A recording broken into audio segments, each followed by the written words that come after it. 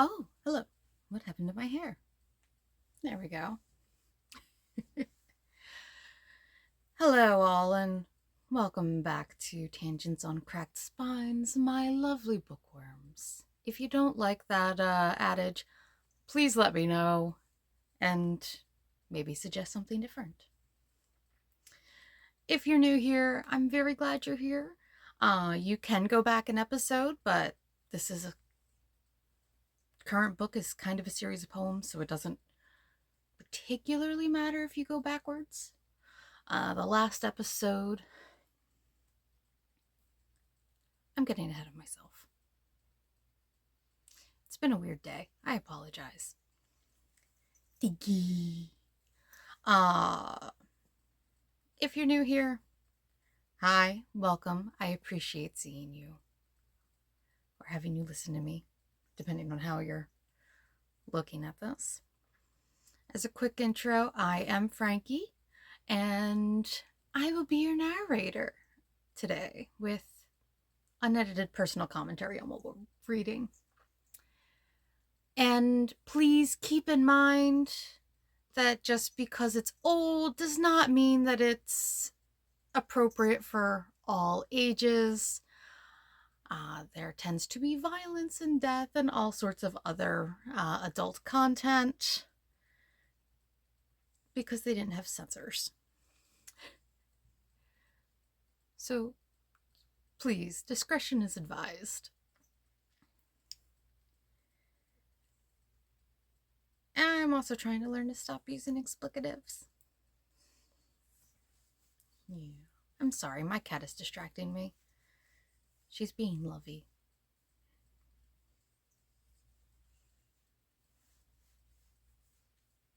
And she's not even purring, so I can't make you listen to that. So yes, we are reading a Nonsense Anthology.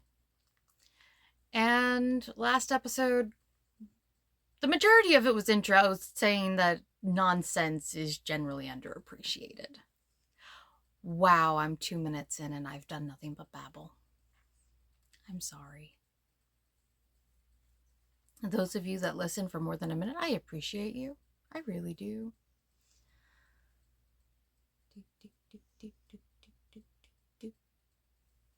My one brain cell is trying to fire. Oh no, my e-reader locked. In the last episode, mostly introduction, followed by the Jabberwocky, and something that is probably nonsense. It was nonsense to me because I don't speak Latin or whatever other language it was in, but I'm pretty sure it was Latin. And then Yum Yum, where everybody dies. Supposedly because of the Jabberwocky, but I don't know why the Jabberwocky was mentioned. Like, there was no mention of it. And it says it's by Anonymous, so somebody took Lewis Carroll's Jabberwocky and ran with it, apparently. Either that or he just decided to not publish it under his own name. Also, if you're watching and you are like, why am I wearing a warm shirt in the middle of May? I live in Maine. It's still cold here, at least at night. Let's begin. Uphia. When Sparkle span the Floriat mead and Cogwog gleed upon the lea, Uphia gopt to meet her love who smeaged upon the equat sea. Dately she walked to gloss the sand, the boreal wind seat in her face, the moggling waves yelped at her feet, pan-waggling was her pace. Sure. That was by Harriet R. White. Spurk Troll Derisive. The Crankadox leaned o'er the edge of the moon and wistfully gazed on the sea, where the Grixabadil madly whistled a tune to the air of Tifoldy-dee-dee.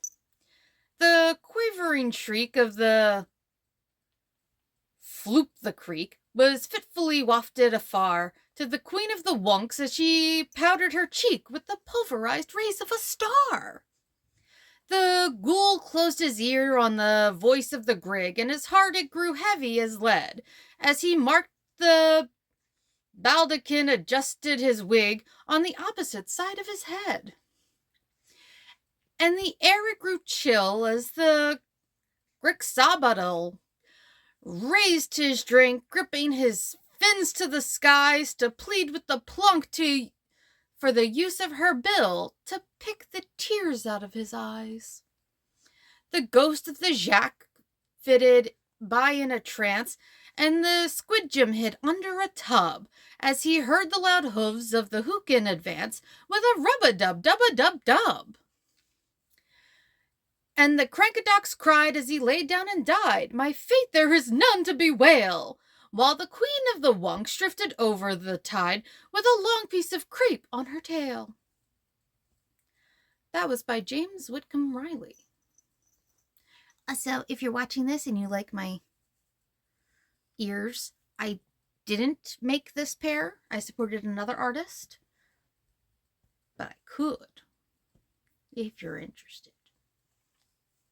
Or I could just give link who did make them. The Wango Tree. The woggly bird sat on the wango tree, nooping the rincom corn, and graper, alas, grew he, and cursed the day he was born. I mean, fair. The Crootin the clum and his voice was rum, and curiously thus sang he, "Oh, would I'd been rammed and eternally claimed ere I perched on this wango tree." Now the wango tree had a bubbly thorn as sharp as a nudie's bill, and it stuck in the woogly bird's uptum lorn, and weepage the smart did trill. And I'm probably gonna flub up all of these because they're nonsense words. They coin a lot of words. And these are not words that made it into our general lexicon. He fumbled and cursed, but that wasn't the worst, for he couldn't at all get free. And he cried, "I am gammed and ingestably nammed on the luggardly wango tree." And there he sits still, with no worm in his bill, nor no guggledom in his nest. He is hungry and bare, and gobbledered with care, and his grabbles give him no rest. He is weary and sore, and his tugmud is sore, and nothing to knob has he. As he chirps, "I am blamed and corruptibly jammed," in this cuggerdom wango tree. Just says 1814. I didn't know a year could be an author.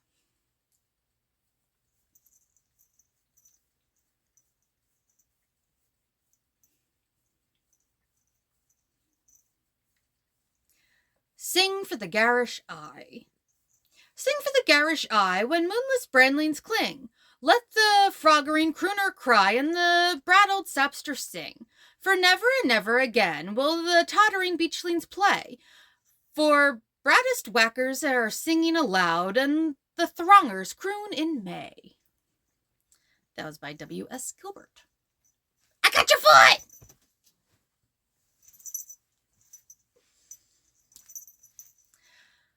The cruise of the P.C.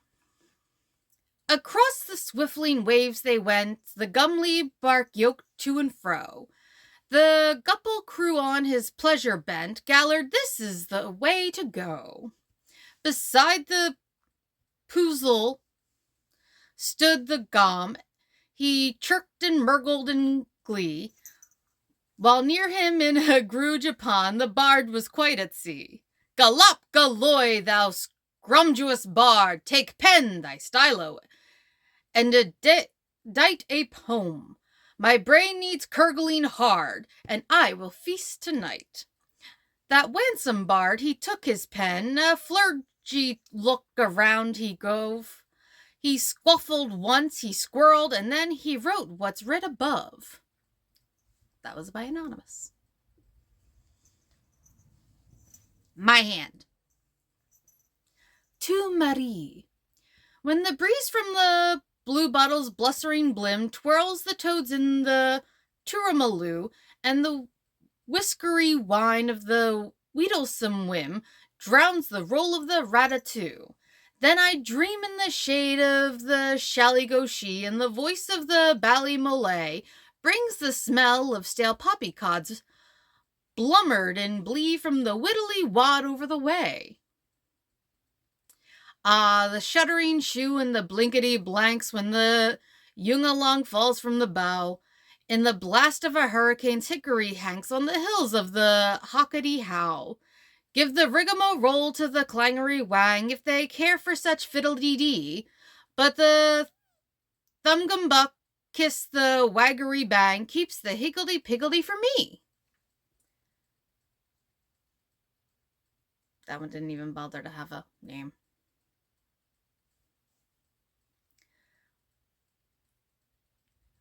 L'envol. It is Pilly-Popoodle and Allagabong when the lollipop covers the ground, yet the Diddle perishes punkety-pung when the heart Jimmy congles around. If the soul cannot snoop at the gigglesome cart, seeking surcease and gluggerty-glug, it is useless to say to the pulsating heart, Panky Poodle, kerchuggety-chug. That was by John Bennett. Ah, you gotta love nonsense. It's hard to say, but it is fun. Lunar stanzas. Night saw the crew like peddlers with their packs sell, though it were too dear to pay for eggs. Walk crank along with coffin on, with backs while in their arms they bow with their weary legs. And yet 'twas strange and scarce can one suppose that a brown buzzard fly should steal and wear his white jean breeches and black woolen hose. But thence that flies have souls is very clear. But, Holy Father, what shall save the soul when cobblers ask $3 for their shoe, when cooks their biscuits with a shot tower roll, and farmers rake their haycocks with their hoes? Yet 'twere profuse to see for pendant light a teapot dangle in a lady's ear, and 'twere indelicate, although she might swallow 2 whales, and yet the moon shine clear. But what to me are woven clouds, or what if dames from spindlers learn to warp their looms, if coal-black ghosts turn soldiers for the state, with wooden eyes and lightning rods for plumes? Oh, too shocking, barbaric, or a savage taste, to eat one's mother ere itself was born. Where'd that come from? To gripe the tall town steeple by the waist and scoop it out to be his drinking horn. No more, I'm sick and dead and gone, boxed in a coffin, stifled 6 feet deep. Thorns fat and fearless prick my skin and bone and revel o'er me like a soulless sheep. Henry Cogswell Knight, from 1815. He needed help. Nonsense! Oh, that my lungs could bleat like buttered please, but bleeding of my lungs hath caught the itch, and are as man.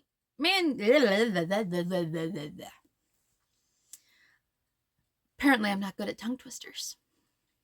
And this one's not even one. And are as mangy as the Irish seas that offer wary windmills to the rich. I grant that rainbows being lulled asleep snort like a wooden knife in a lady's eyes, which makes her grieve to see a pudding creep, for creeping puddings only please the wise. I must not be wise, because a creeping pudding sounds creepy to me. Not that a hard-road herring should presume to swing a tithe pig in a catskin purse, for fear the hailstones which did fall at Rome by lensing of the fault should make it worse. For 'tis most certain winter woolsacks grow from geese to swans, if men could keep them so, till that the sheep-shorn planets gave the hint to pickle pancakes in Geneva print. I don't want a pickled pancake. Some men there were that did suppose that sky was made of carbonated antidotes, but my opinion is a whale's left eye need not be coined all King Harry Groats. The reason's plain for Charon's western barge running a tilt at the subjunctive mood beckoned to Bednall Green and gave him charge to fasten padlocks with Antarctic food. The end will be the mill ponds must be laded to fish for white pots in a country dance, so that they that stuffed wrong and were upbraided shall be made friends in a left-handed trance. That person decided to remain anonymous in 1617. The thing about this is that a lot of anonymous authors were women. So whenever I see that it's anonymous, I'm going to think that it was probably a woman that wrote this little bit of nonsense. Anyways, sonnet found in a deserted madhouse. This'll be fun. Oh, that my soul a marrow bone might seize, for the old egg of my desire is broken. Spilled is the pearly white, and spilled the yolk, and as the mild melancholy contents grease my path, the shorn lambas like bumblebees. This was found in a madhouse, but it actually makes more sense than the last one. Time's trashy purses as a taken token, or like a thrilling recitation spoken by mournful mouths filled full of mirth and cheese. And yet why should I clasp the earthful urn, or find the frittered fig that fell that fast, or choose to chase the cheese around the churn, or swallow any pill from out the past? Ah, no, love, not while your hot kisses burn like a potato riding on the blast. That was also anonymous.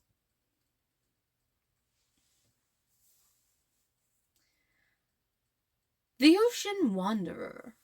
Yeah, we're still got him. Bright breaks the warrior o'er the ocean wave, though realms that rove not, clouds that cannot save, sinks in the sunshine, dazzles o'er the tomb, and mocks the mutiny of memory's gloom. Oh, who can feel the crimson ecstasy that soothes with bickering jar the glorious tree? O'er the high rock the foam of gladness throws, while starbeams lull Vesuvius to repose. Girds the white spray, and in the blue lagoon weeps like a walrus o'er the waning moon. Who can declare, not thou, pervading boy, whom pibrochs pierce not, crystals cannot cloy? Not thou, soft architect of silvery gleams, whose soul would simmer in Hesperian streams. The exhaustless fire, the bosom's azure bliss, the hurdles lifelike o'er a scene like this, defies the distant agony of day, and sweeps o'er hecatombs away, away. Say, shall destruction's lava load the gale, the furnace quiver, and the mountain quail? Say, shall the sun of sympathy pretend his cedar fragrance with our chiefs to blend? There where the gnarled monuments of sand howl their dark whirlwinds to the levin brand, conclusive tenderness, fraternal grog, tidy conjunction, adamantian bog, impetuous errant toadstool, thundering quince, repentant dog-star, inessential prince, expound, pre-adamant eventful gun, crush retribution, current jelly pun. Oh, eligible darkness, fender sting, heaven-born insanity, courageous thing. Intending, bending, scouring, piercing, all, death like a pomatum, tea and crabs must fall. That was also anonymous.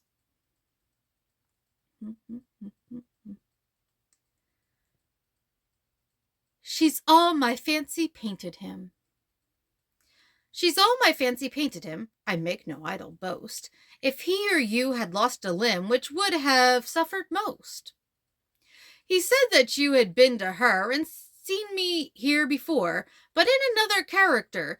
She was the same of yore. There was not one that spoke to us of all that thronged the street, so he sadly got into a bus and pattered with his feet. They told me you had been to her and mentioned me to him. She gave me a good character, but said I could not swim. He sent them word I had not gone. We know it to be true. If she should push the matter on, what would become of you? I gave her 1, they gave him 2. You gave us 3 or more. They all returned from him to you, though they were mine before. If I or she should chance to be involved in this affair, he trusts to you to set them free, exactly as we were. My notion was that you had been, before she had this fit, an obstacle that came between him and ourselves and it. Don't let him know she liked them best, for this must ever be a secret, kept from all the rest, between yourself and me. Lewis Carroll. Are we surprised? I could actually read it. My recollectest thoughts. My recollectest thoughts are those which I remember yet, and bearing on, as you'd suppose, the things I don't forget. But my resemblest thoughts are less alike than they should be, a state of things, as you'll confess, very seldom see. And yet the mostest thought I love is what no one believes, that I'm the sole survivor of the famous 40 thieves. Charles E. Carey. Father William. You are old, Father William, the young man said, and your nose has a look of surprise. Your eyes have turned round to the back of your head, and you live upon cucumber pies. I know it, the old man replied, and it comes from employing a quack, who said if I laughed when the crocodile died, I should never have pains in my back. You are old, Father William, the young man said, and your legs always get in your way. You use too much mortar in mixing your bread, and you try to drink Timothy hay. Very true, said the wretched old man. Every word that you tell me is true. And it's caused by my having my kerosene can painted red where it ought to be blue. You are old, Father William, said the young man, and your teeth are beginning to freeze. Your favorite daughter has wheels in her head, and the chickens are eating your knees. You're right, said the old man. I cannot deny that my troubles are many and great. But I'll butter my ears on the 4th of July, and then I'll be able to skate. That one was fun. And by Anonymous. In the gloaming. The twilight twirls in the vernal vale, in adumbration of azure all. I'm going to have trouble with this one, I know it already. And I listlessly list in my swallow tail to the limpet licking his limber jaw, and it's oh, for the sound of the daffodil, for the dry distillings of prawn and prout, when hope hops high, and a heather hill is a dear delight and a darksome doubt. The snagswap sits in the boosky bray, and sings in the grumpet in accents sweet. The gibwink hasn't a word to say, but pensively smiles at the fairest caweet. And it's over the jungles of Barrabool, for the jingling jungles to jangle in, with a moony maze of mulatto mull, and a protoplasm for the next of kin. Oh, sweet is the note of the chagrin shard, and mellow the mew of the mastodon, when the Subliferous Summonard is scenting the shadows at set of sun. And it's over the timorous tamarin in the murky meadows of Marabou, for the suave sirocco of Sazerkin, and the pimpernel pellets of Penjapoo. James C. Bales. Ballad of Bedlam. O lady, wake! The azure moon is ripping in the verdant skies. The owl is warbling its soft tune, awaiting but thy snowy eyes. The joys of future years are past, tomorrow's hopes have fled away. Still let us love, and in at last we shall be happy yesterday. The early beam of rosy night drives off the ebon morn afar, while through the murmur of the light the huntsman winds his mad guitar. Then, lady, wake! My brigantine pants, neighs and prances to be free. My brigantine pants, neighs and prances to be free, till the creation I am thine. To some rich desert fly with me. Punch. Oh, sorry. Written by Punch, as in like Punch and Julie, which was terrible in its own thing. To sweet to Rome. 'Tis sweet to roam when morning's light resounds across the deep, and the crystal song of the wood brine bright hushes the rocks to sleep, and the blood-red moon in the blaze of noon is bathed in a crumbling dew, and the wolf rings out with a glittering shout, to wit, to woot, to woo! That one was by Anonymous. Hymn to the Sunrise. The dreamy crags with raucous voices croon across the zephyr's heliotrope career. I sit contentedly upon the moon and watch the sunlight trickle round the sphere. The shiny trill of jagged feathered rocks I hear with glee as swift I fly away. Over waves of subtle woolly flocks crashes the breaking day. Also anonymous. I feel like a lot of these are going to be anonymous. The moon is up.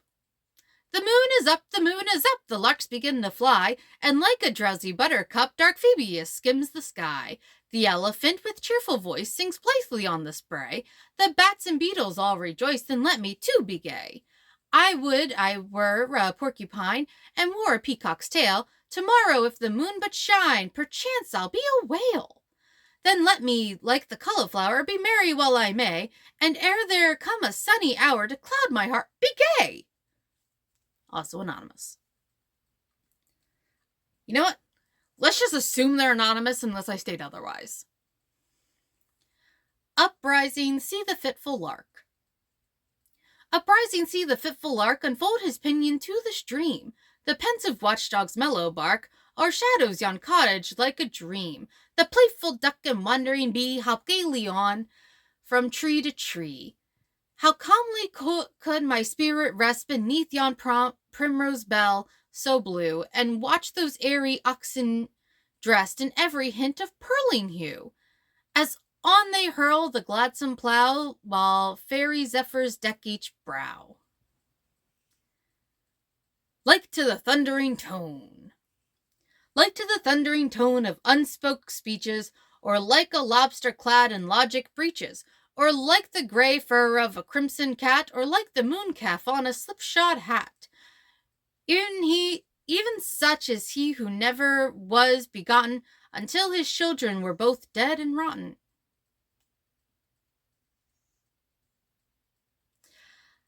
Like to the fiery tombstone of a cabbage, or like a crab louse with its bag and baggage, or like the foursquare circle of a ring, or like a hey ding, ding a ding ding. E'en such as he who spake, yet no doubt spake to small purpose when his tongue was out. Like to a fair fresh fading withered rose, or like to rhyming verse that runs in prose. Or like the stumbles of a tinder box, or like a man that sounds yet sickness mocks. In such as he who died and yet did laugh to see these lines writ for his epitaph. Bishop Courbet in the 17th century. I really should have my glasses on. My dream. I dreamed a dream next Tuesday week beneath the apple trees. I thought my eyes were big pork pies and my nose was Stilton cheese. The clock struck 20 minutes to 6 when a frog sat on my knee. I asked him to lend me 18 pence, but he borrowed a shilling of me. My home. My home is on the rolling deep. I spend time of feeding sheep. And when the waves on high are running, I take my gun and go a-gunning. I shoot wild ducks down deep snake holes and drink gin sling from 2-quart bowls. All right. In immemoriam. We seek to know, and knowing seek. We seek, we know, and every sense is trembling with the great intents and vibrating to what we speak. We ask too much, we seek too oft, we know enough and should know more, and yet we skim through fancy's lore and look to earth and not aloft. O sea whose ancient ripples lie on red-ribbed sands where seaweeds shone, O moon whose golden sickle's gone, O voices all, like you I die. Cuthbert Betty. Bede, Betty. The higher pantheism in a nutshell. One who is not we see, but one whom we see not is. Surely this is not that, but that is assuredly this. What and wherefore and whence for under is over and under, and thunder could be without lightning, lightning could be without thunder. Doubt is faith in the main, but faith on the whole is doubt. We cannot believe by proof, but could we believe without? Why and whither and how, for barley and rye are not clover. Neither are straight lines curves, yet over is under and over. 1 and 2 are not 1, but 1 and nothing is 2. Truth can hardly be false if falsehood cannot be true. Parallels all things are, yet many of these are askew. You are certainly I, but certainly I am not you. One whom we see is, and one who is not we see. Fiddle we know is diddle and D, we take it as is D. A.C. Swinburne.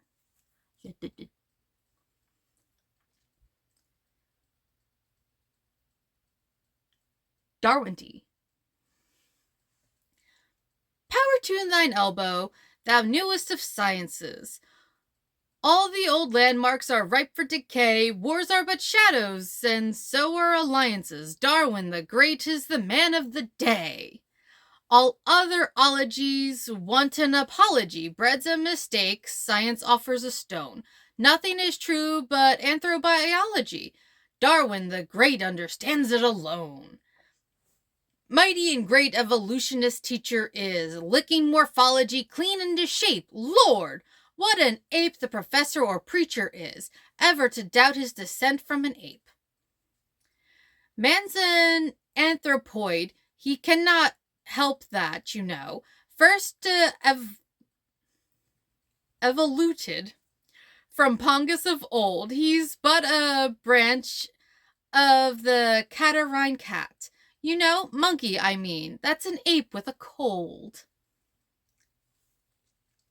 Fast dying out are man's later appearances. Cataclysmic geology's gone.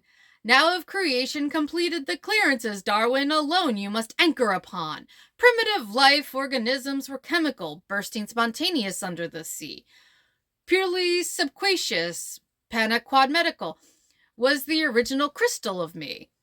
I'm the apostle of mighty Darwinity, stands for divinity, sounds much the same. Apo the istico pan asynthetici, only one doubt whence the lot of us came. Down on your knees, superstition and flunkdom. Won't you accept such plain doctrines instead? What is so simple as primitive monkeydom, born in the sea with a cold in his head? Herman Merivale.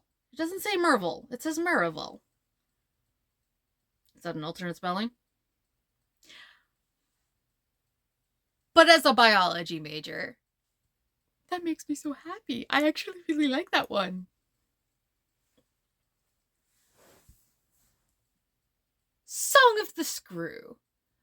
A moving form or rigid mass under whatever conditions along, successive screws must pass between each two positions. Oh, this one's not rhyming. It turns around and slides along. This is the burden of my song. The pitch of screw, if multiplied by angle of rotation, will give the distance it must glide in motion of translation. Oh no, it is supposed to be rhyming. I must have screwed up the first paragraph. Stanza. Infinite pitch means pure translation, and zero pitch means pure rotation. Two motions on two given screws with amplitudes at pleasure into a third screw motion fuse, whose amplitude we measure by parallelogram construction, a very obvious deduction. Its axis cuts the nodal line, which to both screws is normal, and generates a form divine, whose name in language formal is surface ruled of third degree. Cylindroid is the name for me. Rotation round is given line is like a force along. If to say couple you incline, you're clearly in the wrong. 'Tis obvious upon reflection a line is not a mere direction. So couples with translations too in all respects agree, and thus there centers in the screw a wondrous harmony of kinematics and statics, the sweetest thing in mathematics. The forces on one given screw with motion on a second, in general some work will do, whose magnitude is reckoned by angle, force, and what we call the coefficient virtual. Rotation now to force convert, and force into rotation, unchanged the work we can assert in spite of transformation. And if two screws no work can claim, reciprocal will be their name. 5 numbers will a screw define, a screwing motion 6. 4 will give the axial line. 1 more the pitch will fix. Hence we always can contrive one screw reciprocal to 5. Screws 2, 3, 4, 5 combined. No questions here of 6. Yield other screws which are confined within one screw complex. Thus we obtain the clearest notion of freedom and constraint of motion. In complex 3 several screws at every point you find, or if you one direction choose, one screw is to your mind, and complexes of the order 3. Their own reciprocals may be. In 4, wherever you arrive, you find the screws and cone on every line in complex V. Or complex 5, sorry. There is precisely one at each point of this complex rich, a plane of screws have given pitch. But time would fail me to discourse of order and degree, of impulse, energy, and force, and reciprocity. All these and more for motion small have been discussed by Dr. Ball. That's by Anonymous. And the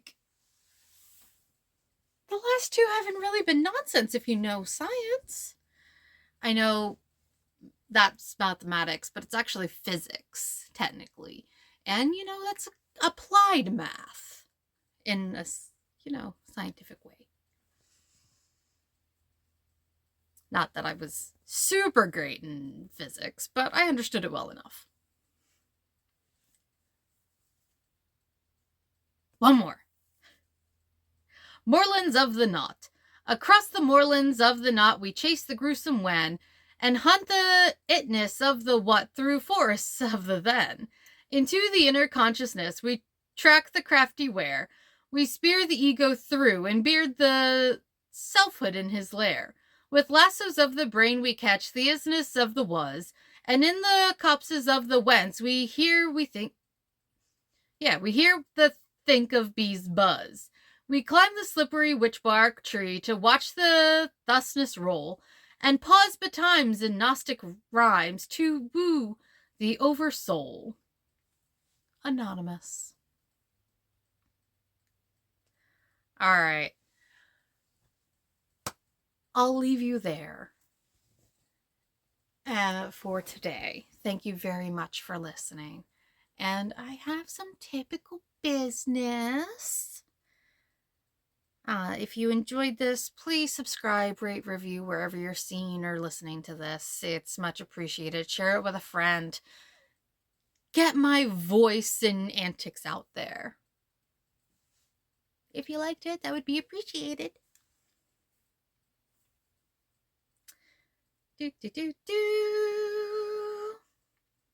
And I do take constructive criticism. If you have something I can improve upon, please let me know. For now, it's you got what you got because I'm recording this on a phone and in my bedroom. But the more people who listen and watch, maybe I can improve that. Anyways, last time I bumbled over all of the places you can find me, so I'm reading it this time. You can reach out to me via email at talkspod@gmail.com. I will try to remember to put that in the description. Phonetically, that is Tango, Oscar, Charlie, Sierra, Paris, Oscar, Delta @gmail.com. I'm on Facebook at Tangents on Cracked Spines Book Club. Also YouTube if you're not already subscribed. Same thing, Tangents on Cracked Spines. You can leave a message with anchor.fm/message. Wow. /Tangents on Cracked Spines /message. And if you want to reach out to me on my social medias, I'm at FrankieCore92. Anyways, all of those places will tell you when to vote for the next book. I try to do an average of about 13 episodes per book. Like when we get to Dracula, that one's going to take a lot longer. But anthologies like this, or, the collection of E.A. Poe and H.P. Lovecraft, those I can break up into different sections for you to vote upon. Like I just did. There's only so many Eldritch horrors we can take into place.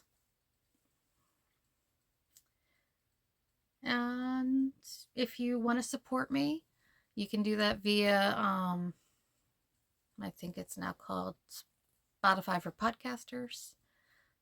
And you can also go to my Linktree. I'll put that below. It's Linktree /FrankieCore92.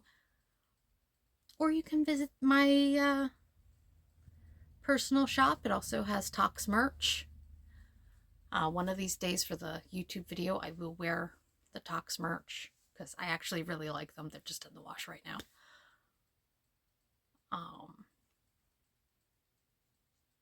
That's Mama Shaw, as in cat, because my mom, that's Mama Cat. Mama Shaw, MAMACHAT, designs.com. I will also try to remember to link that in the description. Thank you all again for listening, especially if you made it this far. And if you did make it this far, I'm going to get bit. Here was my little companion. Ow. Oh, you love me. If you make it this far, you get a cat.